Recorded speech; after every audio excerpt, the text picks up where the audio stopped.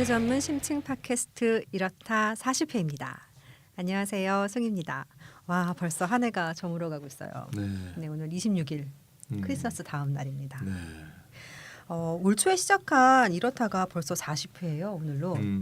번외편까지 포함하면 43번째? 예, 그렇습니다. 오늘의 주제는 좀 특별한데요. 이렇다를 근 1년간 이제 진행을 해오면서 가장 많이 언급됐던 단어 같아요. 오늘의 핵심 주제는 신자유주의입니다. 아마 이제까지 우리가 이 주제에서 벗어난 이야기를 나눈 적이 없을 거라는 생각이 들거든요. 그러네요. 이게 너무 근데 주제가 너무 어마어마하지 않아요? 네. 네, 그렇죠. 오늘의 주제는 신자유주의란 무엇인가인데요. 오늘 참석해 주신 분들부터 인사를 한번 나눠보도록 하겠습니다. 네, 겨울이 추운 찬이쌤입니다. 너무 추워요. 겨울 때문에 이러신 거 아닌 것 같아요. 겨울 때문에 너무 추워요. 네, 송년회 때문에 송년회가 많긴 많습니다. 네, 오늘도 있고요. 네. 내일도 있고요. 네. 네, 그리고 유프로님도 나오셨습니다. 예, 유프로입니다. 안녕하세요. 네, 끝이에요? 예. 네. 아까 오늘 주제가 네. 신자유주의인데 네. 우리가 1년 동안 방송을 해오면서 이 주제에서 한 번도 벗어난 적이 없다고 말씀하셨잖아요. 네. 그건 정말 정확한 지적인 것 같아요. 줄기차게 얘기 나왔던 예. 거죠. 근데 왜 그럴까요? 왜 우리는 다양한 주제를 가지고 토론을 해왔는데 네. 이 주제에서 왜 벗어나지 못했을까요? 시대가 신자유주의 시대라서 그런 거 아닐까요? 그렇겠죠. 아무래도 지금 그 신자유주의, 자본주의를 벗어난 경제 체제를 가지고 있는 나라가 지구상에 별로 없잖아요. 그렇죠? 제가 답을 내 나름대로 준비를 해왔는데 근데 다 저는 이름이 맞춰버리셨네요. 싫어요. 이름이 신자유주의. 이름이 너무 좋아. 신도 좋고 자유도 좋고. 신의 자유까지. 그 친구들은 꼭 이름을 이렇게 좋게 만든다니까. 그래서 난 좀 다르게 불러주고 싶은데 또 다르게 부르면 또 의사소통이 안 돼요. 사실 비싸다는 이미 그런 분도 있는 단어가 것 이제 같아요. 확정되어 확정이 버린 것 돼버린 같아요. 거니까. 그렇죠. 예. 그러니까 우리가 신자유 시대에 살고 있기 때문이다가 이제 제가 생각했던 답입니다. 근데 이게 사실 논문 제목이기도 해요. 누가 썼습니까? 그 논문은? 외국 사람인데 나 또 혹시 또 유프로십니까? 잘 아시는 분인 줄 알았어요. 유프로가 썼는데 자기 홍보하는 줄 알았는데 아니었구나. 예. 근데 그러면 우리가 이제 신자유주의라는 말을 참 많이 쓰는데 신자유주의 어떤 게 연상이 되세요? 뭐 나름 이렇게 한번 정의를 해본다면은 시장이 장땡이다. 네, 시장 모든 게 다 시장을 중심으로 움직이는 것. 그래서 기업의 활동을 이렇게 막 장려하고, 또 복지 정책은 좀 싫어하고, 나누는 건 싫지만, 그러니까 분배보단 성장 이런 느낌? 그런 느낌이 들어요. 네. 아주 정확하다. 숭이님이 아시는 분이니까 연상이라기보다는 알고 있는 사실을 그냥 말씀. 사실 신자유주의를 어떻게 정의할 것인가에 대해서는 여러 사람이 다르게 정의하기도 하는데 학문적으로도 논쟁적입니다. 그런데 숭이 씨가 방금 말씀하신 그러한 경향들을 지칭하는 단어인 것은 분명합니다. 그걸 기술하는 방식에 있어서는 표현을 좀 달리하고 있을 뿐이죠. 그러면 제가 가장 넓은 의미에서 아니면 가장 광범위하게 사용되는 신자유주의에 대한 규정을 한번 말씀드려 볼게요. 이것도 가장 광범위한 것은 이것이다 이렇게 정해져 있는 건 아닌데요. 제가 인터넷에서 영문 자료를 하나 구했는데 남미에서 신자유주의라는 말을 참 많이 쓰거든요. 그런 현상도 제일 먼저 일어났었고 거기서 이제 멕시코 학자가 쓴 활동가를 위한 간략한 정리라는 논문이 있더라고요. 이게 논문은 꽤 유명해요. 거기에서 정의한 걸 한번 말씀드려 볼게요. 신자유주의는 1980년대 초반부터 전 세계적으로 광범위하게 확산된 경제 정책의 집합인데 그 주요 내용은 첫 번째 경제에서 시장의 지배를 원칙으로 삼고 두 번째 사회적 서비스를 위한 정부 지출의 삭감을 주장하며 그러니까 복지에 반대한다는 것이죠. 그리고 경제 활동에 대한 규제 완화를 원칙으로 삼으며 우리 이명박 정부에서 규제 완화 많이 했지 않았습니까? 그리고 공기업, 사회 인프라까지 사유화할 것을 내세울 뿐만 아니라 경제나 사회 정책에서 공공재와 공동체라는 개념을 제거하려는 일련의 경향 사상이다 이렇게 정의를 했더라고요. 한마디로 아까 송이님이 말했듯이 시장지상주의다. 시장을 중심으로 시장의 어떤 행동 주체들의 자유를 극대화하는 사상 볼 수 있고요. 시장에서의 행동 주체의 행동을 극대화하면 자유를 극대화하면 꼭 국내에서 움직일 필요가 없겠죠. 당연히 한 국가를 떠나서 이제 세계 지구 단위로 글로벌. 나중에 뭐 화성 단위로 움직일지도 모르겠는데 지구 단위로 자유를 확장하게 되니까 당연히 현대 세계화 또는 금융의 자유로운 이동, 자본의 자유로운 이동을 하는 금융 자유화 이런 개념들의 다 배경에도 신자유주의가 있다 이렇게 말할 수 있겠습니다. 예. 그리고 이제 제가 소개를 했지만 아까 말씀드린 것은 좀 길어요. 네, 네, 길어요. 길어요. 그러다 보니까 신자유주의가 표방하는 정책을 이렇게 나열한 느낌이 좀 들거든요. 그래서 이제 신자유주의는 무엇이다 이렇게 함축적으로 정의할 필요가 있을 것 같아요. 네. 그러니까 아까 제가 말씀드린 걸 다시 요약을 하면 첫 번째 시장 지배, 네. 정부 지출 삭감, 규제 완화, 사유화, 공공재와 공동체 개념의 소거라고 정리할 수가 있겠는데요. 네. 거기에 일관된 사상이 하나 흐르고 있거든요. 뭐 일관된 신념이라 할까? 그게 뭔 것 같습니까? 아까 이제 찬희 선생님도 이야기를 해 주셨는데 표현은 좀 달라요. 네. 글쎄요. 일관된 흐름 뭐가 있을까요? 그 생각해봐야 될 것 같은데. 찬희 선생님이 네. 시장 지배를 원칙으로 하느라고 말씀하셨잖아요. 네, 네. 그거와 똑같은 표현인데 아까 말씀드린 5가지 항목 중에서 모두에 간실되고 있는 것은 국가의 역할을 최소화하는 경향이 있다라는 거죠. 시장 지배, 네. 시장 지배와 국가는 대립하는 것이잖아요, 그죠? 정부 지출을 삭감한다든지 국가가 하는 규제를 완화한다든지 국가가 가지고 있던 기업들을 다 사유화한다든지 국가가 대변하려고 하는 공공선이나 공공적 이해를 그 개념 자체를 소거하려고 하거든요. 그러니까 일관되게 흐르고 있는 것은 국가의 역할을 제한해야 된다라는 걸라고 정리할 수가 있을 것 같아요. 그러면 국가랑 시장을 이렇게 대립적인 존재로 보는 건가 봐요. 그렇게 볼 수 있겠죠. 그러니까 한마디로 뭐 신자유주의가 뭐냐? 그럼 이제 이렇게 정의할 수 있을 것 같아요. 19세기의 자유방임 정책, 19세기의 그 경제적 자유주의가 네. 20세기 말에 부활한 거다. 뭐 이렇게 이제 쉽게 얘기할 수 있을 것 같아요. 아, 그러면 이제 자유주의가 부활했다 해서 신자유주의인가요? 네, 그렇죠. 예, 그런 셈이죠. 예. 근데 아까도 제가 말씀드렸지만 그 신자유주의라는 용어가 저는 좀 싫은데 네. 사실 신자유주의란 말은 사실 그래서 네. 당사자도 좀 안 쓰는 것 같아요. 오히려 우리가 비판할 때 많이 쓰는 것 같아요. 우리 PC란 말이 우리가 비판할 때 많이 쓰듯이 그런 예, 느낌이 좀 예. 있는 것 같아요. 네. 초기 자유주의자들, 초기 신자유주의자들 자기들을 스스로를 이렇게 이야기했거든요. 나중에 이제 말씀드리려고 그랬는데 최근에 와서는 경멸적인 용어죠. 퍼조로티브하다라고 표현을 많이 쓰는데 지금의 공공연한 위기의 상황 이걸 지칭하면서 금융 위기라든지 세계화로 인한 여러 가지 폐해를 지적할 때 이거 신자유주의 때문이다라고 이렇게 포조로티브하게 말을 하지 않습니까? 욕할 때. 지금은 안 좋은 의미로 쓰이는 거죠. 우리가 욕을 하도 많이 하니까 자기들도 쓰기가 좀 그런 거구나. 쪽팔린 거지. 아, 그러니까 막 욕을 해야지 그 용어의 의미가 좀 떨어지는 것 같네. 어쩌면 하여튼 저는 자유란 말이 싫어. 그래서 네. 신제국주의 이렇게 말을 하면 좋을 것 같아요. 그렇게 하면 좀 의미가 좀 삭감되긴 하겠지만 하여튼 싫어. 하여튼 그러니까요. 붙여주는 게. 그러니까 뭐 시장 근본주의, 뭐 그렇죠. 시장 그런 말 독재주의 쓰죠. 막 이런 것처럼 시장 독재주의 좋다고. 그치. 예. 아무래도 그 단어에 그냥 부정적 이미지가 확 담겨서 네. 듣는 사람들은 누구나 네. 좀 많이 공부 안 한 사람도 알아들 수 있는 말을 써야 되는데 신자유주의는 너무 좋아요. 예. 명칭 자체가 너무 좋은 시장 것 같긴 독재주의 해요. 요거 합시다. 요거 좋은 것 같은데. 그렇죠. 새로운 자유주의가 뭐가 나쁘냐, 듣기 되게 좋지 않냐 이렇게 맞아. 막 이렇게 나오면 얘기가 나오면 간단히 또 반박하기 쉽지 않잖아요. 맞아요. 예. 확실히 북한은 자유주의 싫어해요. 그 사람들이랑 이야기를 해보면 네. 오늘 자기가 개인적으로 일을 보고 왔잖아요. 네. 머리를 깎고 왔잖아요. 네. 그러면 뭐라 그런가 하면 오늘 내가 자유주의 한번 했습니다. 아, 그 자유주의 사상의 침투를 뭐 경고한다 그런 말들도 많이 사설도 있었죠. 예, 예.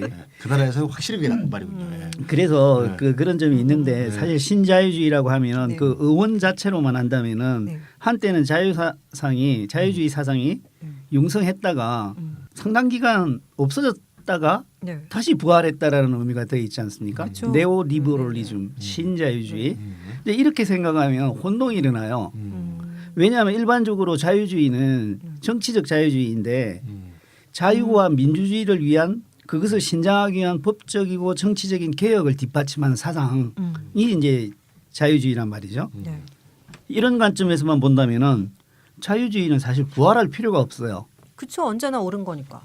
그 냉전 시기에 최소한 이제 서방 네. 우리나라까지 뭐 서방 세계에서는 자유주의가 규범이었거든요. 하나의 규범이고 정치 사상이나 실제 정치를 이렇게 지배해 왔거든요. 의회라든지 출판, 집회, 결사의 자유의 보장이라든지 지금 시점에 있어서 자유와 민주주의에 대해서 어느 누구도 부정하지는 않거든요. 그러다 보면 이거는 부활할 게 아니라는 거죠. 그러면 신이라는 이름을 쓸 수가 없다라는 거죠. 그럼 뭐가 부활했다는 거예요? 왜 신이란 말을 써요? 예, 이런 의미에서는 아까 그 찬희 쌤이 19세기 자유방임의 자유주의가 부활한 것이라고 말씀했던 것 그것과 이제 연결 지을 필요가 있는데요. 정치적 자유주의는 사멸된 적이 없는데 자유방임의 경제적 자유주의는 20세기가 들어오면서 자유방임에서 벗어나게 되지 않습니까? 대표적인 것이 대공황을 겪으면서 케인즈주의가 등장하면서 국가가 강부비한 역할을 해야 된다라는 걸로 이렇게 바뀌게 되잖아요. 그렇게 본다면은 정치적 자유주의는 계속 지속되어 왔는데 그리고 발전되어 왔는데 경제적 자유주의는 자유방임의 경제적 자유주의는 20세기에 와서 경제 상황이 달라지면서 한때 자유방임은 이제 옛날의 낡은 사상인 것처럼 되돌아가 버렸다라는 거죠. 그리 본다면은 경제적 자유주의의 부활이다 이렇게 정의할 수도 있다고 생각이 들어요. 맞아요. 신자유주의는 뭐 경제적 자유주의가 뭐 부활이다 이렇게 볼 수는 있는데 근데 둘 다 이름은 이제 자유주의니까 뭐 정치적 자유주의, 경제적 자유주의 이게 뭐 따로 움직이는 것처럼 얘기하면 듣는 사람이 좀 힘들 것 같아요. 그냥 자유주의가 뭔가라는 걸 한번 좀 설명을 한 다음에 그걸 정치적 경제적 측면에서 이렇게 보는 게 더 좋지 않은가. 결국 자유주의가 뭐냐 한마디로 국가의 역할을 제한한다. 뭐 그런 거 아니겠어요? 그래서 그게 핵심인 것 같고 그럼 국가 역할을 제한한다는 기본적인 관점에서 볼 때 좀 다양한 또 자유주의의 갈래가 나올 수 있을 것 같은데 뭐 고전적 자유주의가 있을 수도 있고 또 뭐 근대적 자유주의가 있을 수도 있고 이런 것들 좀 더 설명하고 나가는 게 신자유주의에 좀 도움이 되지 않을까 그런 생각이 좀 드네요. 아니 근데 뭐는 자유주의가 경제적 자유주의, 정치적 자유, 고전적, 머리 근대적, 아프네요. 신뭐 아유 다른 자유주의도 있습니다. 좀 이따 이야기할 건데요. 또 있어? 또 자유주의가 있어요? 또 있습니다. 네. 예. 참나. 그 원래 정치나 철학, 사상을 이야기하다 보면 네. 주의가 참 많습니다. 사실 경제학에도 많아요. 케인즈주의, 뉴 케인즈주의, 네오 케인즈주의. 그래서 우리나라에서는 신이라는 말을 쓰기도 하고 새라는 말을 쓰기도 하고 구분하기도 합니다. 제가 좀 전에 이제 자유주의에 대해서 좀 이해를 해보자 이렇게 얘기했는데요. 자유주의는 결국 국가의 역할을 제한한다. 이게 핵심적 생각인데 여기서 이제 우리 제가 좀 설명을 좀 하겠지만 국가가 어떤 국가이냐에 따라서 국가의 역할의 제한이 좀 보수적 의미를 띨 수도 있고 진보적 의미를 띨 수도 있고 좀 더 전진적일 수도 있고 반동적일 수도 있고 이렇게 되는 거예요. 좀 예를 들면 이제 자유주의 처음 시작부터 한번 봅시다. 자유주의가 처음 시작했던 것은 뭐냐? 사실 계몽사상이거든요. 계몽사상은 이제 학교 때 배웠잖아요. 이성에 대한 신념이다. 이성에 대한 믿음이다. 그게 왜 생겼어요? 사실 절대주의란 게 절대왕정. 또 절대왕정은 왕도 권력을 갖고 있지만 성직자도 이렇게 그렇죠. 권력을 갖고 있는 거죠. 종교. 네, 종교. 네, 그래서 군주가 없이도 또 신의 지배가 없이도 인간의 이성으로 인간은 진보할 수 있고 잘 살아갈 수 있다. 이게 사실 원래 자유주의 사상이거든요.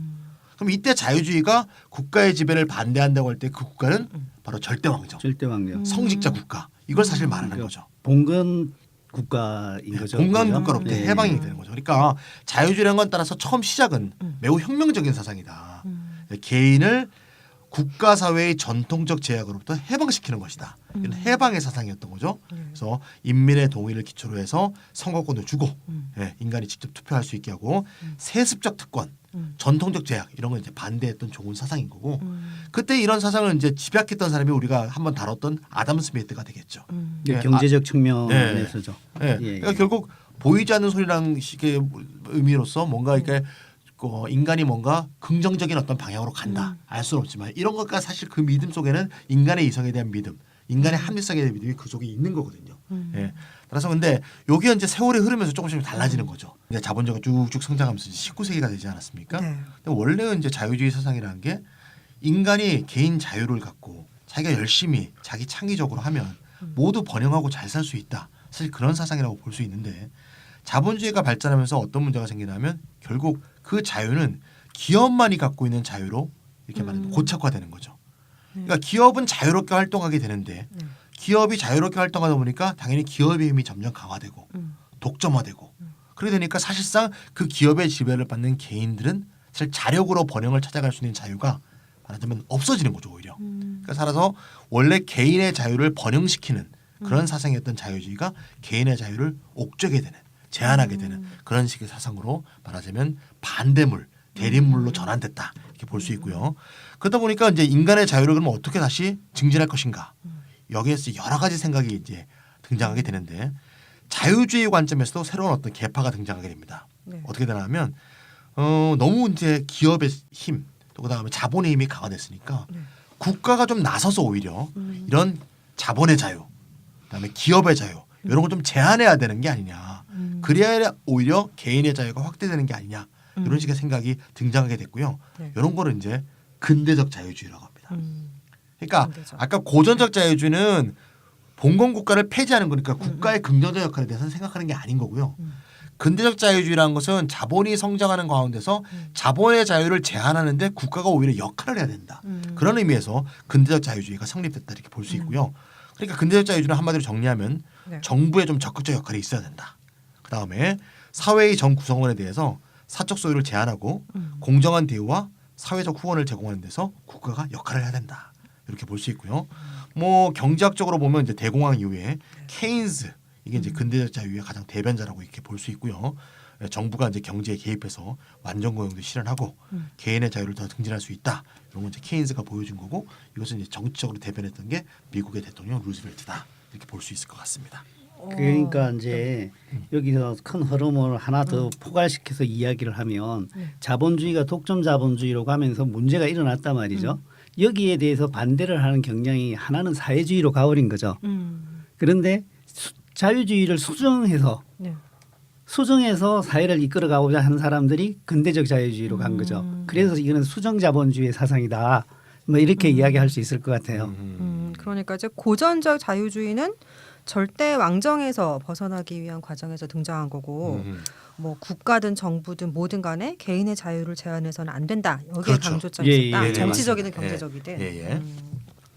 이제 그리고 나서 근대적 자유주의가 등장하는데 이제 이번에는 반대로 또 국가가 개인의 자유를 확대하는 수단으로서는 역할을 할 수 있다. 이제 그런 맥락에서 국가 역할을 적극적으로 봤다. 이 말씀이시네요. 네 맞습니다. 경제적인 측면에서는 케인즈에 의한 그 개입주의적인 정책이 등장해서 근대적인 자유주의를 강화했다. 뭐 이런 식으로 이해할 수 있는. 맞습니다. 예. 하여튼 요약은 너무 잘 예전부터 너무 잘 하십니다.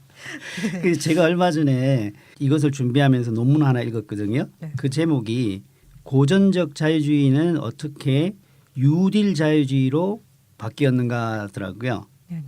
그러니까 여기서 뉴딜 자유주의라는 또 다른 자유주의가 나타나는데 이게 아까 말씀하셨던 근대적 자유주의의 다른 별칭인 거죠. 아 뉴딜 정책의 그 뉴딜. 뉴딜에서 이제 케인즈주의로서 근대적인 자유주의가 나타났다, 뉴딜 자유주의가 나타났다라고 표현하는 것은 다 비슷한 맥락에서 하는 이야기라는 거죠.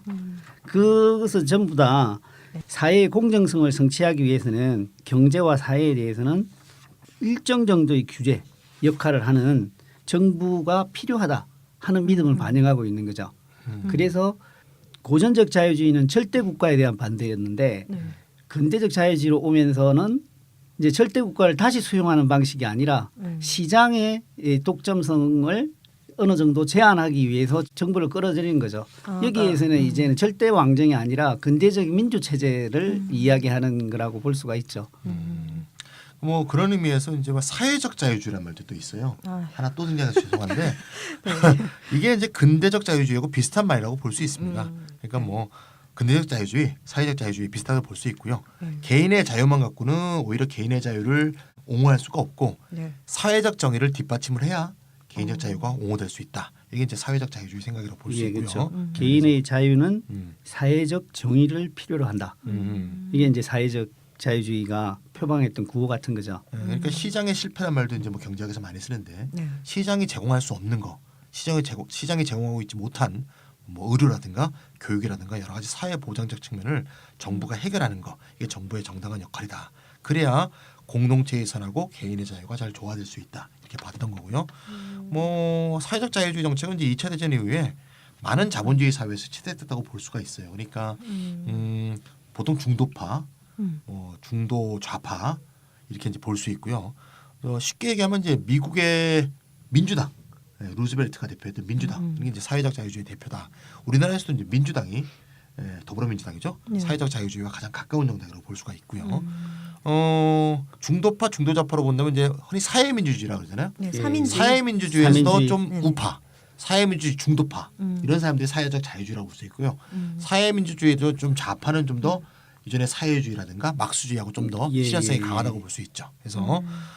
그래서 이제 사회적 자유주의를 이제 근대적 자유주의와 비슷한 말이다 이렇게 보시면 큰 문제 없을 것 같습니다. 그러니까 이름 짓는 게 되게 중요한 것 같은데 막 근대적 자유주의하면 현대보다는 좀 더 후진 것 같은 그런 느낌이란 말이에요. 그렇죠, 차라리 그렇죠. 이거를 신자유주의라고 불렀으면 그렇죠, 이름이 그렇죠. 좀 나았을 예, 텐데. 예. 그렇죠. 그럴 때도 이런 용어를 사용한 장면이. 적은 있대요. 어. 사용한 적은 있다고 그러는데 네. 다양한 용어로서 이제 새로운 자유를 모색하던 시절에는 자기가 새롭게 정의하는 자유주의를 다 신신 이렇게 붙였는데 용어가 정착돼 버린 것은 이제 지금부터 논의하려고 하는 우리가 지금 또 부르고 있는 신자유주의인 거죠. 이제 네. 신자유주의 얘기로 넘어왔는데 네. 이제 정리를 이제 딱 하고 들어가면 네. 이제 지금 뭐 처음에 뭐 했죠? 고전적 자유주의. 네. 예. 그다음에 그거에 대한 어떤 반대로서 근대적 자유주의. 국가가 좀 더 역할을 해야 된다. 그래야 오히려 개인의 자유를 증진할 수 있다. 자본주의가 잘 돌아갈 수 있다. 오히려 네, 네. 이렇게 본 건데 신자유주의는 또 그거에 대한 반대예요. 어. 그러니까 고전적 자유주의의 반대가 근대적 자유주의. 근대적 자유주의의 반대가 신자유주의. 그러니까 신자유주의는 근대적 자유주의에 대한 반동으로 등장한 거죠. 그럼 도대체 다시 뭘 제한하려고 할까요? 국가. 네, 국가의 역할을 다시 제한해야 최소화해야 오히려 자유주의 본래의 사상을 잘 발전시킬 수 있다. 이렇게 생각한 게 신자유주의다. 이렇게 보면 되겠습니다. 예, 지금 바로 우리가 부르고 있는 신자주의의 태동을 말씀하시는 거거든요. 네. 네. 그래서 구체적으로 이야기하면 지금 우리가 이야기하는 신자유주의는 네. 하이에크가 주도한 집요한 정치 사상적 운동의 산물이라고 말씀드릴 수가 있습니다. 하이에크요? 예, 그래서 들어본 것 같기도 한데. 많이 들어보셨을 네. 거예요. 사실 우리도 많이 들어봤지만 네. 사상에 대해서는 뭐 구체적으로 자세히는 알지 못하지만 이제 이름 많이 들어본 사람이거든요. 아까 찬희쌤이 이야기했듯이 하이에크가 주도했던 이 신자유주의는 네. 그 유딜 자유주의, 네. 그러니까 근대 자유주의에 대한 어떤 반발이거든요. 네. 그 하이에크가 쓴 유명한 책이 노예로의 길입니다. 근데 저도 있어요. 녹색으로 딱 노예로. 돼갖고요. 예. 책장에 꼽혀 있습니다. 노예로의 길. 이거는 Road to Slavery인가 아마 그럴 겁니다. 예, 예. 이 책은 음. 사회주의에 대한 비판이거든요. 그러니까 뉴딜 자본주의에 대한 비판이기도 하고 사회주의에 대한 비판이기도 하는 거죠. 이게 공통점이 있다는 거죠, 사실은. 그러니까 1917년에 러시아 혁명이 일어나잖아요. 네. 그리고 이제 공산주의가 탄생했어요. 네. 그러니까 이제 하이에크가 보기에는 전체주의 국가거든요. 공산주의 전체주의 국가가 등장했어요. 그리고 조금 있다 무솔리니가 파시스트 운동을 일으키거든요. 그리고 1933년 히틀러가 집권하면서 나치 전체주의 국가가 등장한 거죠. 그래서 계속 이어서 말씀을 드리면 네.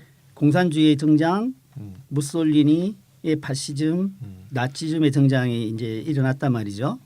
그런 상황에서 자본주의 핵심인 미국에서도 뉴딜 정책으로 대표되는 개입주의 정책이 이제 수행되는 거죠. 그리고 유럽에서는 사회민주주의가 아까 말씀하셨듯이 사회적 자유주의에 따라서 득세를 했단 말이죠. 이러한 상황에서 하이에크는 원래 본래적 자유주의가 위협받고 있다는 그 위협감을 느낀 거죠. 우리가 이제 뉴딜 정책이라 그러면 이게 옛날 정책이니까 사실 느낌이 없으실 수 있는데요. 미국의 역사로 볼 때 뉴딜 정책은 거의 혁명적인 어떤 변화라고 볼 수 있어요. 이게 혁명은 아닌데 미국 사회라는 게 완전히 진짜 유럽 이민자들이 이민을 와서 네. 개인이 땅도 막 개척하고 막 자기가 기업을 일으키고 막 발명도 해갖고 뭐 조그만 산업도 일으키고 뭐 그런 개인의 창의성과 개인의 어떤 그 기업 발전 이런 걸 완전히 전면적으로 발전하던 그런 식의 어떤 미국의 나라였는데 미국이 그 대공황으로 큰 위기에 빠졌잖아요. 30년대 루즈벨트가 했던 정책을 피면 국가가 다 하는 거예요. 공산주의라고 생각했어요. 아 그러니까요. 국가가 뭐 토목공사만 하는 게 아니에요. 국가가 무슨 위원회, 무슨 위원회, 무슨 관리청 뭐 이거 더 갖고 다 하는 거야, 다 하는 거야. 심지어 미국의 근데 당시 이제 경제 제도가 이제 포드주의라고 하는데 쉽게 얘기하면 이제 대량 생산 체제죠. 컨베이어 벨트에 의해서 자동차 공장이라든가 모든 공장들이 이렇게 공업화가 쫙 이렇게 기계 대공으로 이루어지잖아요. 이걸 소련이 배워갔어요. 소련에서도 30년대 때 포드주의 예찬이 막 굉장히 일어났거든요. 그러니까 쉽게 얘기하면 하이에크 같은 사람이 볼 때는 파시즘이나 뉴딜이나 스탈린이나 다 똑같은 거예요. 그렇죠. 뭐 걔네들이 모여갖고 테헤란 회담이나 포츠담 회담하고 있으면 이건 뭐야 하이에크 볼 때는 다 이거는 국가 주도 사상인 거고 진짜 하이에크가 볼 때는 이 진짜 자유주의가 위기에 처했다. 예, 개인의 자유를 절대적으로 옹호해야 된다.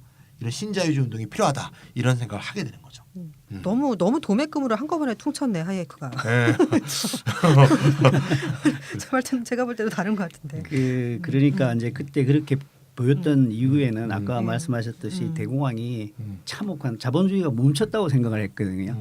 그에 대한 대응으로 나타났던 것이 이제 케인즈주의인데 이것조차도 거의 공산주의처럼 보였던 거예요. 그러니까 위기가 얼마나 컸고 거기에 대한 대응이라는 것이 얼마나 예전 생각을 단전하면서 시행했던 것인가를 이제 상상할 수가 있죠. 왜 그 새누리 애들이 볼 때 네네네. 왜 그 민주당의 유명한 사람들도 보면 그 네. 빨갱이다 막 그러잖아요. 그런 것처럼 신주의자가 볼 때는 뉴딜이니 무슨 뭐 그 당시 민주당 같은 건 다 이게 사회적 자유주의도 다 사회주의로 보는 거죠, 그냥. 그렇죠. 예, 그런 식의 예. 어떤 풍조가 있었던 거죠, 사실은. 아니 그럼 신자유주의라는 게 그럼 굉장히 오래 전부터 준비가 된 그렇죠. 거잖아요. 80년대부터 시작된 게 아닌 거죠. 그렇죠. 아니죠. 예. 하이에크가 언제적 사람? 예. 언제적 사람인데 그렇죠. 예. 저는 사실 신자유주의에 대해서는 반대하지만 네. 신자유주의자들이 얼마나 철저히 준비했는가를 생각하면 존경심이 들 정도입니다. 존경심까지 될 정도면 그러면 신자유 1930년부터 준비한 거거든요. 그러니까, 아. 그럼 1980년대 득세할 때까지 50년을 주고 지내면서 네. 이제 세상에는 비치지 않았지만 물 밑에서는 엄청난 노력을 했던 거죠. 아, 도대체 어떻게 신자유주의 운동이 전개됐길래 그런지 궁금한데요. 예, 네. 이거는 제가 공산주의 운동도 참 집요한 운동이다 생각하지만 신자유주의 운동도 그게 못지않는 집요한 운동이라 할 수가 있는데요. 네. 그 케인즈가 쓴 책이 이제 1936년에 네. 발표한 책에 일반 이론이라는 게 있거든요. 네. 거기에서 이제 케인즈가 이런 말을 해요. 경제학자와 정치 철학자들의 사상은 그것이 옳을 때나 그것이 그럴 때나 일반적으로 생각하는 것보다 매우 강력하다. 사실 세상을 지배하는 다른 것은 별로 없다. 이 말은 무슨 말인가 하면 사상의 힘이 그 정도로 크다는 걸 이야기했는데요. 이걸 그대로 실천에 옮긴 사람이 오히려 케인즈의 반대편에 있는 하이에크라고 할 수가 있습니다. 하이에크는 지식인 사회에 사상을 바꾸기 위해서 집요하게 사상적인 운동을 벌였던 거죠. 하이에크는 그 오스트리아 출신인데요. 케인즈하고는 친구고요. 친구끼리 왜? 아 이게 이제 영국으로 망명을 가가지고 캠브리지 대학에서 같이 있게 되거든요. 네. 그래서 하이에크는 이제 개인의 자유를 보장하며 경제를 조직하는 최선의 방법은 시장 기반 사회에 있다고 확고하게 믿었거든요. 그래서 아까 노예의 길이라는 책을 써서 기본적으로 정부의 계획은 개인주의와 충돌하기 때문에 가차없이 전체주의적 통제로 이어질 수밖에 없다고 주장을 했거든요. 네. 그리고 이제 우리가 사상 운동을 하려면 뭘 해야 되겠습니까? 사람을 뭐 조직하고 조직을 그렇죠. 만들어야 되는 거죠. 조직을. 하이에크는 네. 1947년에 네. 몽펠 르랭 소사이어티를 조직합니다. 뭔 뜻이야 이게? 아, 네네. 몽은 이제 마운틴. 아, 예, 예. 네. 그 프랑스에 있는 어떤 산 근처에서 네. 이 소사이어티를 만들었다 해서 산악회인가? 이걸 조직해서 그 당시에 자유주의에 대한 신념이 위협받고 있다고 생각하는 사상가들을 쭉 불러 모았어요. 그래가지고 이제 사상 운동을 시작하는데 이때 부자들이 관심을 가지기 시작했어요. 이제 당연히 부자들은 좋아할 당연히 만한 맞겠죠. 얘기잖아요. 네. 네. 신자유주의는 네. 부자만을 위한 사상은 아니라고 생각을 하는데 자기들은 네. 자기들은 그랬겠죠. 예 신자유주의가 주장하는 철학에서 신자유주의가 주장하는 자유에서 네. 부자들은 규제나 세금에서 자유로워질 수 있는 기회를 발견한 거죠. 그래서 몽펠르랭 소사이어티는 백만장자와 그들이 세운 많은 재단이 있지 않습니까? 우리도 재단이지만 재단의 네. 재정적 도움을 엄청나게 받습니다. 우린 백만장자가 더 울고 있지 않습니다.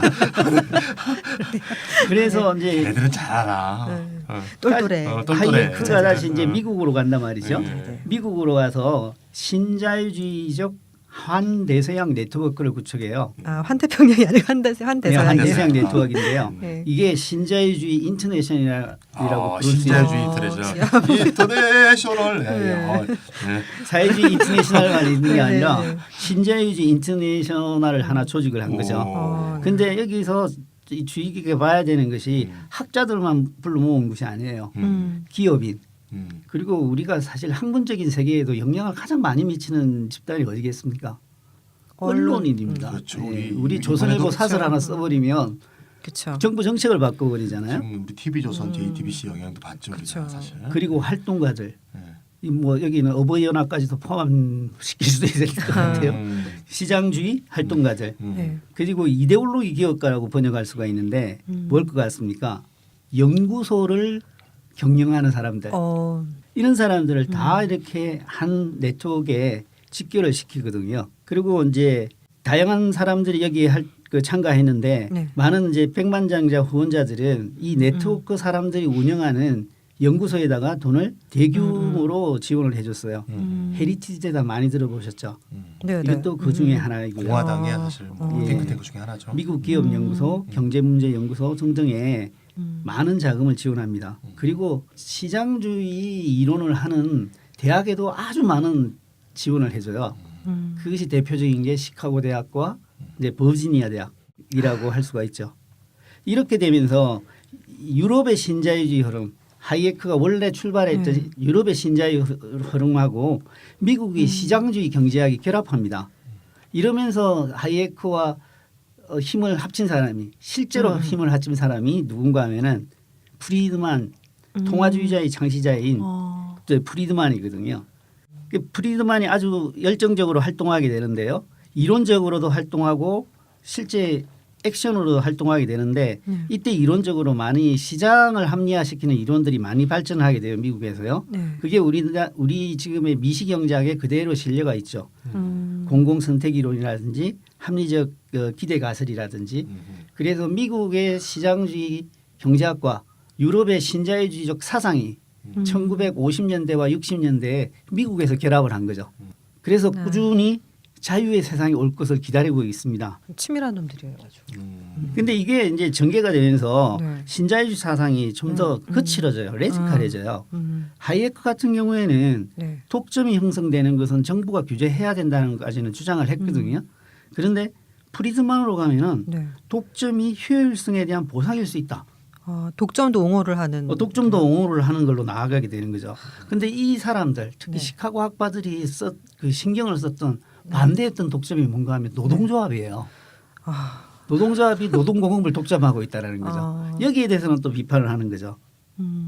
그리고 이제 원조 신자유주의자들은 네. 사회복지 안전망에 대해서도 그 필요성을 인정했거든요. 네네. 그런데 디이언 학자들은 여기에서도 부정적인 입장을 취하면서 50년대, 60년대로 이렇게 흘러가면서 자유시장과 규제 완화를 아주 완고하게 주장하게 되거든요. 근데 자금 지원도 많았고 이론적인 발전도 많았지만 네. 60년대까지는 신자유자들이 전면으로 나타나지는 못했어요. 네. 그런데 1970년에부터 70년대에 들어와서 이제 싹 부성하기 시작합니다. 왜요? 뭐겠습니까?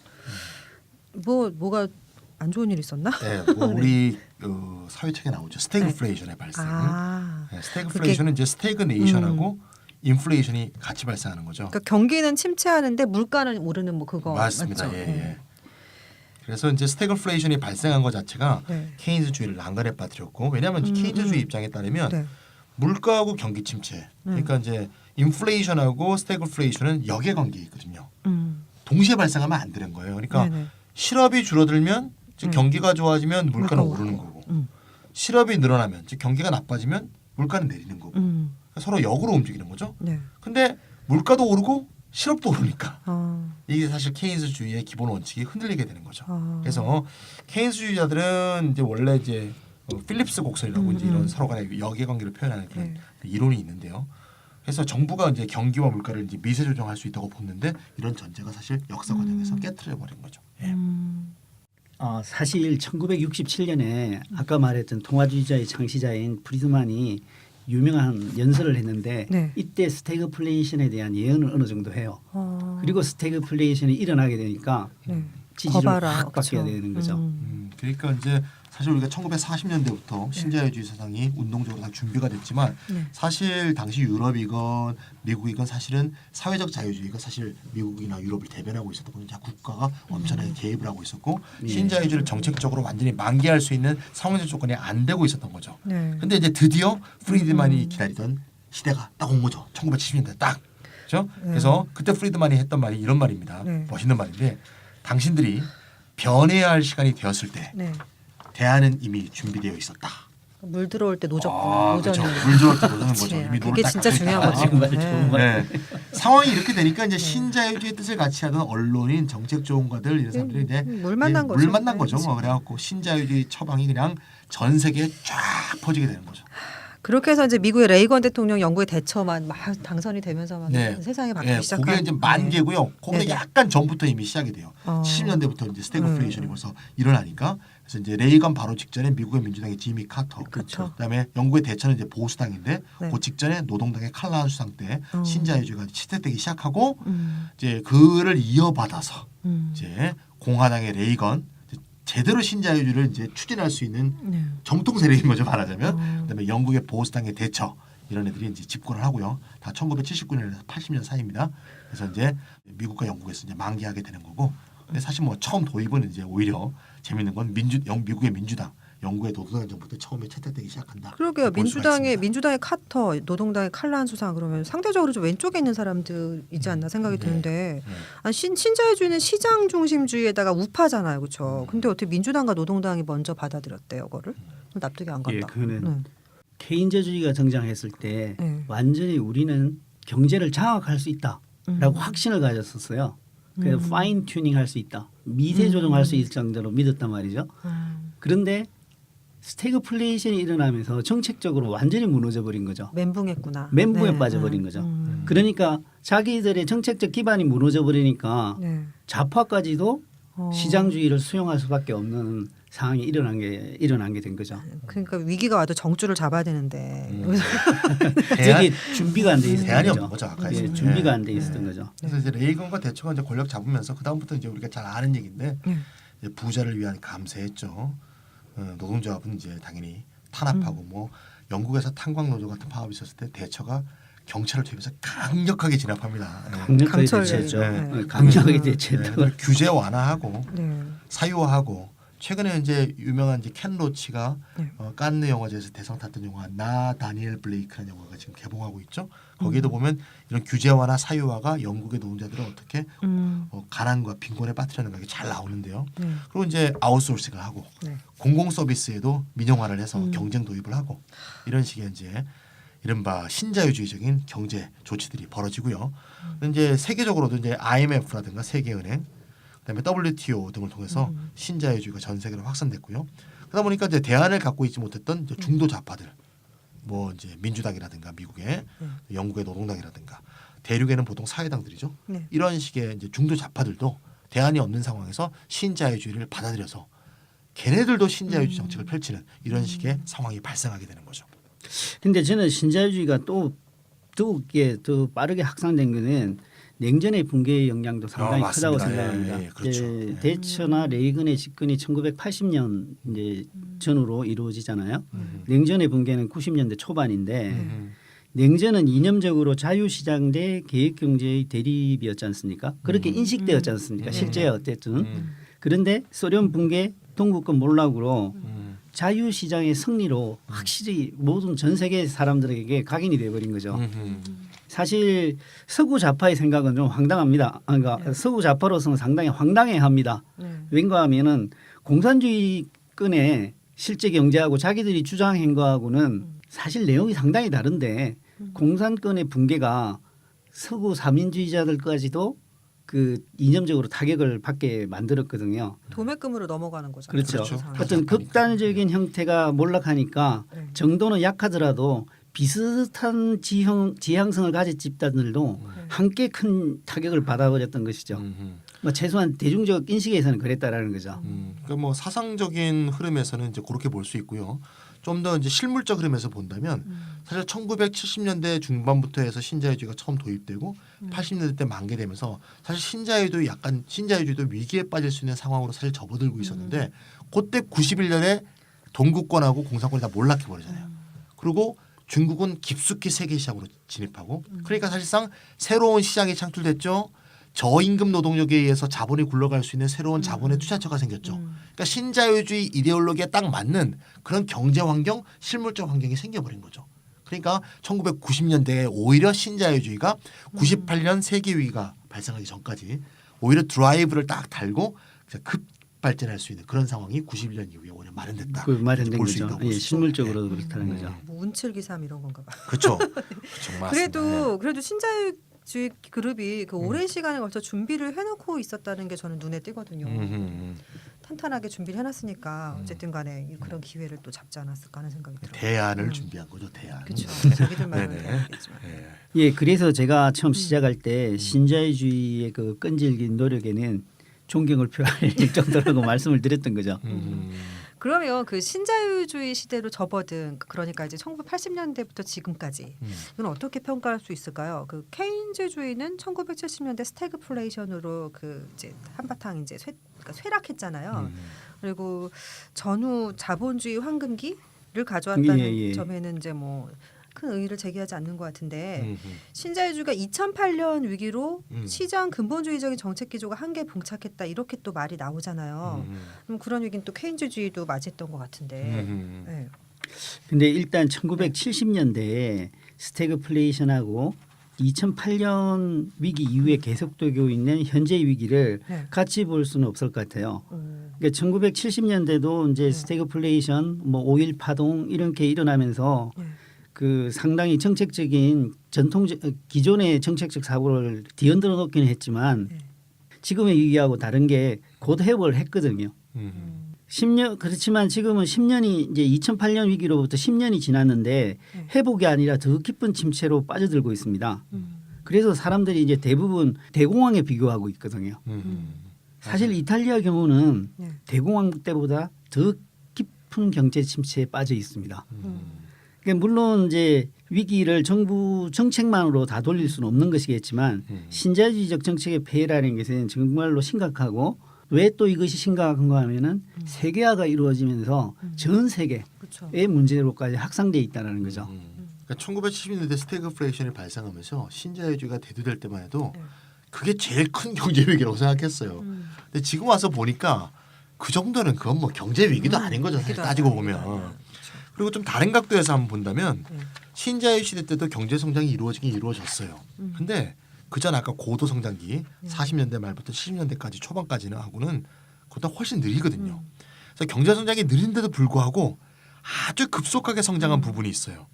뭐 우리가 쉽게 생각할 수 있듯이 부자들의 부의 성장은 그 어느 때보다도 빨랐습니다. 아, 그분들이야 뭐 피케티 책 보면 그 그래프가 잘 보여주지 않습니까? 1970년대 중반부터 부자의 그 부가 급속도로 상승하는 그 그래프를 보면 그 그래프 모습 무섭습니다.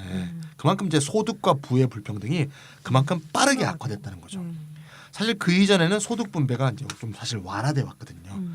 그래서 이제 사실 우리가 아까 말했듯이 신자유주의가 접어들면서 노동조합에 대해서 탄압하고 감세하면 당연히 부자들이 가장 큰 혜택을 보게 되죠. 그렇죠. 우리야 뭐 5만 원, 10만 원 줄어들지만 걔네들은 50억, 100억씩 줄어드는 거니까. 월세가 상승하고 사유화되고 규제가 완화되고 이런 영향으로 인해서 빈부의 차이가 크게 확대되면서 부의 성장이 부의 일부분 0.1% 1%에서의 부의 성장이 두드러지게 보인다. 이게 신자유주의의 특징이라고 볼 수 있겠습니다. 그런데 저는 신자유주의자들이 말하는 자유의 의미를 정확히는 파악하지 못하겠어요. 그 뭐 러시아 공산주의라든지 독일의 나치의 정장을 보면서 공동체의 대의에 개인의 가치가 묻혀버리는 것 여기에 대해서 경계심을 가졌다는 것까지는 이해가 가거든요.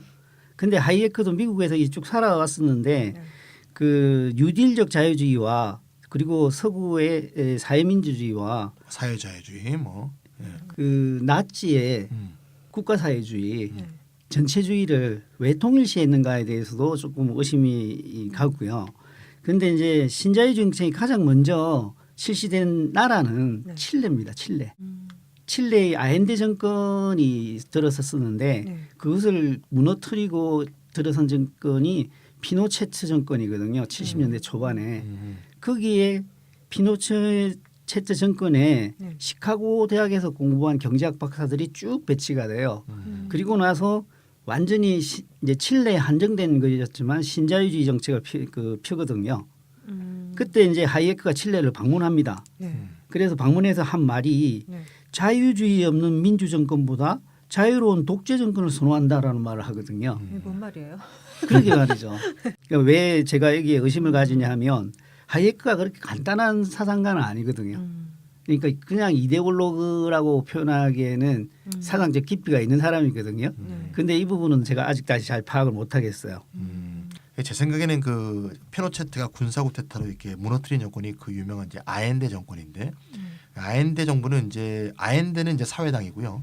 정권의 성격은 이제 사회당과 공산당의 연합 정권이에요. 그러니까 이제 우리가 유럽의 사회당의 집권은 40년대 말 이후로 계속 있었던 거니까 뭐 그 사회당과 이 사회당이 어떻게 다르냐 뭐 비슷한 거 아니야 이렇게 착각할 수 있는데 사실 유럽 사회당보다 좀 더 급진화된 사회당이라고 볼 수 있어요. 그러니까 유럽의 그렇죠. 사회당은 이제 사실상 아까 얘기했던 사회 자유주의, 저는 근대적 자유주의 여기에 입각한 중도우파가 사실 중심이 된 사회당이고 사실 이 칠레의 사회당은 좀 전에도 말씀드렸지만 공산당과 연합한 사회당이란 말입니다. 그러니까 혁명을 추진하는 사회당인 거예요. 그러니까 제가 볼 때 아엔데 입장에서는 이 자유주의를 견결하게 고수하지 않으면 분명히 그런 세력이 성장한다고 보는 것 같아요. 하이에크 입장에서. 하이에크 입장에서. 그러니까 예를 들면 뉴딜을 짓게 되면 뉴딜 시대 때도 미국 공산당이 굉장히 성장했잖아요. 예. 그러니까 반드시 걔네들이 성장하고 그래서 결국 자유를 위협하게 된다. 이런 식의 생각이 있는 것 같아요. 그래서 아엔데를 무너뜨리는 군사 쿠데타를 하더라도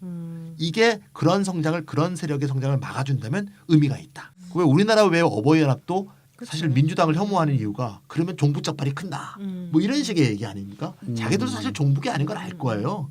근데 이제 그런 식의 어떤 대립 구도가 아닌가 이런 생각이 들고요. 신자유주의에 대해서 어떤 영국의 학자는 이렇게 말했어요. 신자유주의가 말하는 자유는 일반적인 용어로 쓰일 때는 묘한 매력이 있다. 그렇죠. 자유니까. 신이니까. 신이라는 말도 얼마나 좋아요. 그런데 노동조합과 단체 교섭으로부터 자유다. 노동조합으로부터 자유란 건 노동조합이 없다는 얘기 아닙니까? 그렇죠. 그럼 예. 임금을 마음대로 낮출 수 있다. 비정규직도 마음대로 채용할 수 있다. 이런 자유를 의미한 거고요. 규제로부터 자유다. 그럼 말은 좋아요. 규제 나쁜 말이잖아요. 그로부터 자유다. 좋은 말인데 이건 뭡니까? 강물을 오염시키는 거고 환경. 노동자들을 다 이 우리 반올림에서 보듯이 백혈병 환자로 만드는 거고요. 또 부당한 금리를 높게 해서 부당한 금리를 부과하고 농민들을 파산시키고 또 생경한 금융수단 파생상품 이런 거 만들어서 마음대로 파생상품 만들어서 지네들만 쏙쏙 빼먹는 그런 자유를 의미한 것이다. 그래서 세금으로부터의 자유란 건 결국 사람을 가난으로부터 구제할 수 있는 부의 재분배 수단으로부터의 자유. 그러니까 그런 게 다 없어지는 것을 의미하는 거죠. 그러니까 여기서 자유라는 건 결국 따라서 빈곤, 가난, 굴복, 독재 이런 것을 의미한 것으로 결국 변형된 거죠. 말하자면. 부자들에게 자유네요. 그렇죠, 그렇죠. 예. 그래서 저는 이제 아까 이제 유프로님이 신자유주의 운동에 대해서도 많이 말씀했는데 이 신자유주의 운동이라는 게 사실 제 생각에는 그 어떤 아까 좀 이해가 안 가신다는 것은 일부러 그렇게 말씀하신 거고 사실 철저히 정치적 운동이라고 봐요. 정치적 목적이 있는 거죠. 경제 이론의 그 운동이 아닌 거죠. 네네. 그러니까 사실 신자유주의 원조라고 할 수 있는 하이에크가 소속된 게 아까 이제 오스트리아 학파라고 얘기했잖아요. 그래서 이제 요거 하고 오스트리아 학파가 이제 미국으로 건너와서 국제 연대를 실천해서 아까 인터내셔널이라고 했죠. 50년대 60년대 성장하게 된 미국의 이제 시카고 학파. 이제 보통은 이제 경제학에서는 신고전 학파라 그래요. 그 시카고 학파하고 오스트리아 학파가 사실은 이제 공통점은 뭔가 하면 우리가 계속 봤지만 시장의 우월성을 주장한다. 이건 공통점인데 사실 저희 같은 경제학을 공부한 사람 입장에서 볼 때는 이론적으로는 정반대예요. 이론적으로는 네, 상관이죠. 전혀 예. 관계가 없어요. 그런데 강력한 동맹체를 구성했거든요. 그러니까 시장의 우월성 또 시장 지배자의 어떤 이익 이런 것에 대한 정치적 이데올로기로 굳게 뭉쳤다. 이렇게 우리가 볼 수밖에 없는 거고요. 그래서 이게 이제 학자의 운동이 아니라는 거죠. 사실은 이제 기업과 언론인, 관료, 이데올로기 기업과 활동가들을 포괄하는 광범위한 운동인 거고요. 이제 우리 뭐 그 내부자들 영화에서 보면 이제 개돼지들 빼고 자기들끼리 다 모인 게 사실 신자유주의 운동의 정치적 운동이 아니냐 이렇게 볼 수 있고요. 그래서 저는 신자유주의란 건 경제학파, 정치학파 이렇게 보면 안 돼요. 어떻게 하나 보면 이데올로기 운동이다. 이데올로기 이렇게 봐야 운동. 정확한 이해다 이렇게 볼 수 있습니다. 예, 저도 그와 관련해서 프리드만 이야기를 조금 언급하고 싶어요. 근데 프리드만 상당히 특이한데요. 프리드만은 스스로 말하기를 자기가 경제학자로서 테크니컬하고 실정주의 작업을 하는 것과 네. 자기의 정치 철학과 행동주의는 구별되어야 한다고 이야기를 해요.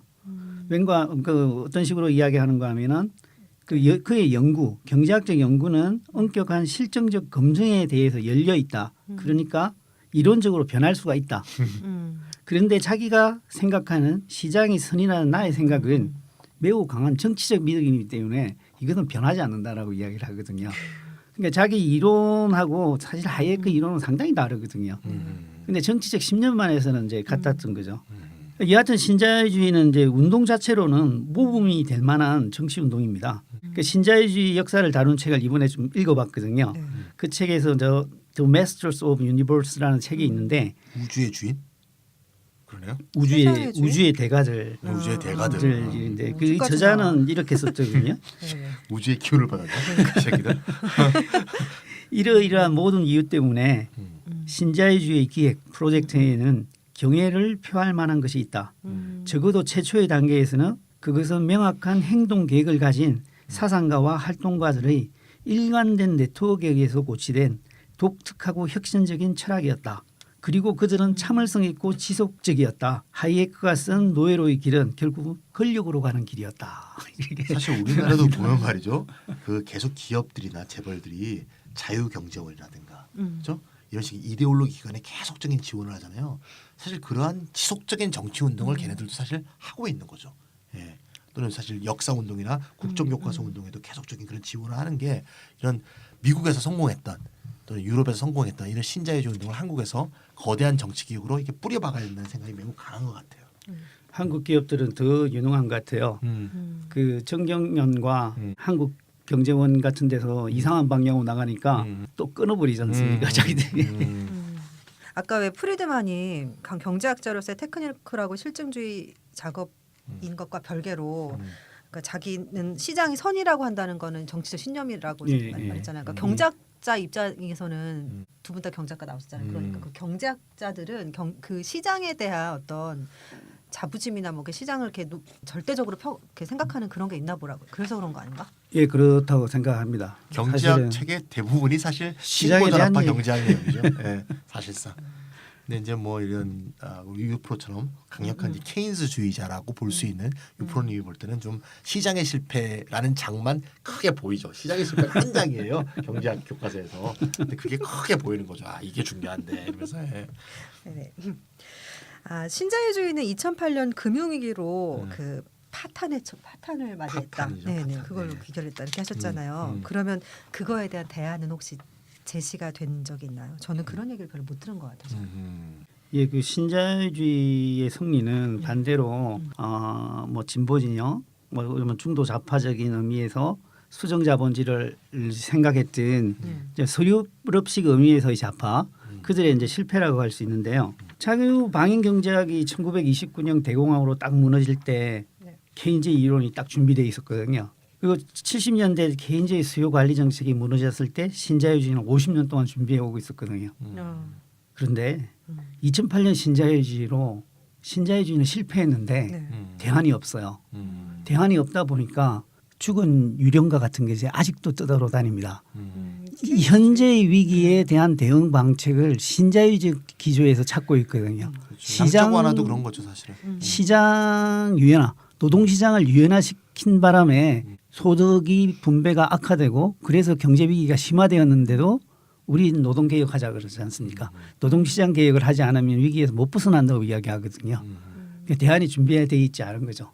아니 그러면 그 케인즈주의를 살짝 또 다시 끄집어내 오는 건 어때요? 부활을 시키는 그런 대안이 됐어요. 근데 이제 이미 그것도 실패했던 이론인데 케인스를 지금 소환해 오는 거는 뭐 사실 과거의 실패를 재현한다 이런 의미가 저는 더 크다고 봅니다. 아니 그래도 시장이 실패했으면 그 시장의 대립 관계에 있는 국가를 이렇게 끌어들여서 뭔가 개입을 시키는 것이 자연스럽지 않나는 생각도 들거든요. 저는 뭐 국가의 역할이 다시 강조될 것이라는 점에서는 그런 정도의 차원에서는 케인즈주의의 부활이 있을 거라고 생각은 합니다. 저는 이제 21세기 지금 위기 상황에서 케인스적인 해결책이 제가 이제 좀 과거를 소환하는 거다 제가 그렇게 말씀드렸는데 그게 왜 해결책이 안 되나 하면 두 가지 측면이 있다고 봐요. 하나는 뭔가 하면 1940년대 말리에서 70년대 초까지 케인스주의 정책이 사실 펼칠 수 있는 가장 기본적인 것에 사실 그때는 부자로부터 굉장히 세금을 많이 걷었어요. 90 몇 프로까지 거둔 있어요. 최고 세율이. 진짜요? 최고 세율은. 그러니까 강도 굉장히 높았고 지금도 너무하네. 사회민주주의가 굉장히 강한 네. 북유럽은 여전히 세금을 50% 60% 내지 않습니까? 다시 말하자면 부자들이 그렇게 자본주의 시장에서 번 돈을 말하자면 자발적으로 뜯길 수 있는 사회를 위해서 이런 어떤 심적인 상태가 돼 있지 않으면 케인스주의 정책이 다시 작동할 수가 없어요. 그러면 왜 그때는 부자들이 그렇게 자발적으로 뜯기고 싶은 그런 심적 상태에 있었나 하면 위협적인 소련 공산주의 체제가 있었거든요. 소련부터 동유럽까지. 잘못하면 절로 넘어가게 생겼는데 시장을 시끄럽구나. 제한하지 않다가 네. 시장이 없어지는 수가 그러다가 생긴다. 이게 혁명나게 생겼거든요. 그냥 양보를 했는데 지금은 그게 다 사라졌잖아요. 즉 위험 세력, 자기가 경계해야 될 세력이 없어요. 그래서 사실 자본액이 망둥이처럼 날뛰는 상황이 지금 된 거 아니겠습니까? 그래서 케인스주의 정책은 이게 위에 호소를 해야 되는데 부자들에게 호소해야 되는데 부자들이 껐떡도 안 해요. 사실 우리나라도 그런 상황 아닙니까? 그쵸. 그런 어떤 기본적인 역사적인 어떤 그런 압력 세력이 약하다는 게 이게 첫 번째고요. 두 번째로 또 뭔가 하면 케인스는 결국 소비자 수요를 자극해서 경제 성장을 촉진하자는 거 아니에요. 근데 그게 50년대 60년대는 말이 됐는데 지금은 지구가 위기에 처해 있거든요. 그러니까 소비자 수요를 진작해서 경제 성장을 한다는 건 결국 환경이 파괴된다는 거고 환경이 파괴된다는 건 단지 그냥 외부 비용으로 설명할 수 없는 지구의 공도 공방이거든요. 그러니까 과연 케인스주의 정책을 취한다는 게 결국 환경적 파괴의 엔진을 장착하는 거거든요. 그럼 과연 생태주의적 관점에서 볼 때 케인스주의가 지금 21세기의 위기를 구할 수 있을 것이냐 그런 부분에서 대안이 안 되는 거죠. 그래서 우리가 좀 더 넓은 시야를 갖고 있는 대안을 찾아야 되는데 어쨌든 그래서 우리가 지금 대안이라는 연구소를 만들긴 했는데 그게 뭐 1, 2년 만에 대안이 나올 수는 없죠. 열심히 연구를 해서 또 후배들한테 또 앞으로의 세대들한테 그 연구 성과들을 좀 남겨야 되지 않을까 이런 생각을 갖고 있습니다. 예, 저도 뭐 케인즈를 단순히 소환하는 걸로서 이 문제를 지금 현재의 문제에 대한 해결책을 찾을 수 있다고 생각지 않습니다. 근데 이제 케인즈가 상당히 너무 많이 잊혀졌거든요. 맞아요. 예. 그래서 그를 새롭게 해서 현대에 또 적용하는 노력들은 계속 이어져야 된다는 생각이고요. 뭐 무엇보다도 오늘 말씀드리고 싶은 것은 케인즈주의와 신자유주의 역사를 보면은 시스템이 붕괴해도 충분히 이론적 준비가 되어 있지 않으면 안 된다라는 걸 이야기해 주는 것 같거든요. 맞아요. 그래서 일관된 대안을 제시해야 되고 그래서 21세기의 수요에 맞는 새로운 시도들이 이론적 시도들이 계속 이루어져야 된다고 생각을 합니다. 아 저는 약간 좀 실망해요. 신자유주의자들이 50년 동안 준비했다는 걸 보고 되게 놀랐거든요. 예. 역시 세상에 날로 먹는 건 없어. 맞아요. 공으로 예. 먹는 건 없어. 아, 그럼 좌파들은 뭐 했냐고요. 이제 이렇게 신자유주의가 붕괴될 걸 대비하고 뭔가 대안을 만들었었어야지. 사회주의가 붕괴할 줄 몰랐죠. 준비는 50년 이상 해왔는데 네. 아직 대중을 장악하지 못하고 있어요. 그러니까 이제 대부분의 이제 사회주의 좌파들은 소련 모델을 적용하면 된다는 좀 아니라는 생각을 했던 거고, 근데 일부에서는 그런 방법이 이미 68년 사실 체코 침략할 때 예, 예. 여기 이제 벌써 이제 68 세대들은 이건 소련은 이미 도덕적으로도 파산했다. 제대로 또 어떤 경제학들의 정치학들은 제대로 작동하지 못하고 있다.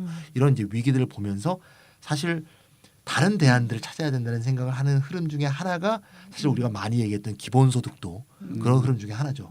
기본소득 운동이 1986년 시작할 때만 해도 유럽에서 별로 각광을 못 받았어요. 왜냐하면 냉전 체제 상황에서 소련과 미국이란 체제가 존재하는데 얘는 또 뭔 뜬금없는 소리야. 예, 이런데 지금 와서 이게 다시 각광을 받는 이유는 그나마 86년부터 근대적 현대적 기본소득 운동을 사실 지금 30년 동안 준비해온 거 아닙니까? 이게 모든 걸 해결할 수 있는 만병통치약은 아니에요 물론. 어떤 단초가 될 수 있는데 그런 의미에서 우리가 그런 대안을 찾아왔던 흐름이 조금이라도 있었기 때문에 지금 그런 것이 좀 만개할 수 있지 않았을까 하는 생각이 들고요. 유프로님도 말했지만 진짜 반대만 갖고는 되지 않는다. 우리가 신자유주의 반대 투쟁을 사실 무의미하다고 보는 게 아니고요.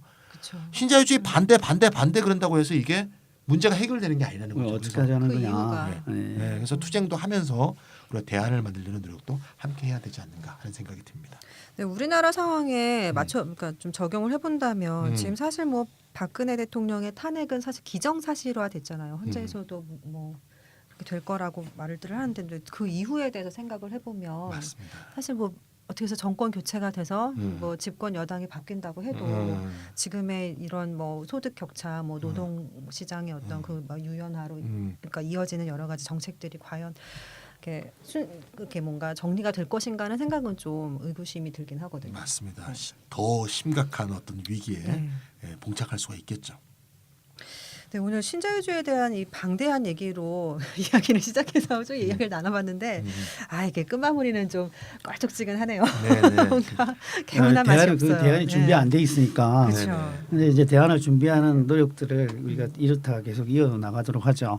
근데 사실 또 이렇게 문제 인식을 한다는 것 자체가 대안을 또 만들어내는 시발점이 될 수도 있고 하니까 네네. 네, 이런 점에서는 유의미하다는 생각이 많은 들기도 시민 사회 합니다. 영역에서 사실 뭐 다른 대안들 다 연구하고 있지 않습니까? 그렇죠. 협동조합 연구하고 계신 분들도 있고 대안화폐를 연구하는 분들도 있고 이런 것들이 어느 하나가 부분적인 게 아니고 하나로 다 이게 모여질 수 있을 때 어떤 대안들을 만들어갈 수 있지 않을까 하는 생각들이 그러게요. 듭니다. 이렇게 같은 자리에서 이렇게 좌판 딱 벌려놓고 다 음. 같이 이렇게 얘기해 볼 수 있는 그런 공론의 장 같은 게 좀 있었으면 좋겠다는 생각도 네네. 들고요.